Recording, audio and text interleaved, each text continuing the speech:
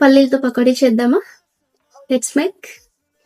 చిన్న చిన్న టిప్స్తో పల్లీల పకోడీ ఎలా చేశానో చెప్పనా? The perfect snack for every evening. Save this recipe and make it today. ఎలా చేయాలో చూద్దామా? ముందుగా 2 కప్పుల పల్లీలకి కప్పు కన్నా కొంచెం తక్కువ శనగపిండి, అందులోకి ఉప్పు, కారం, పసుపు, ధనియాల పొడి, గరం మసాలా వేసి కొంచెం కొంచెంగా వాటర్ వేసుకొని కలుపుకోవాలి. 6 to 7 టేబుల్స్ వాటర్ సరిపోతాయి. పొడి పొడిగా కలుపుకొని అలాగే మీడియం ఫ్లేమ్లో ఆయిల్ హీట్ చేసుకొని లో ఫ్లేమ్లో పెట్టుకొని పకోడీని విడివిడిగా వేసుకొని జస్ట్ 2 minutes ఫ్రై చేసుకుంటే సరిపోతుంది.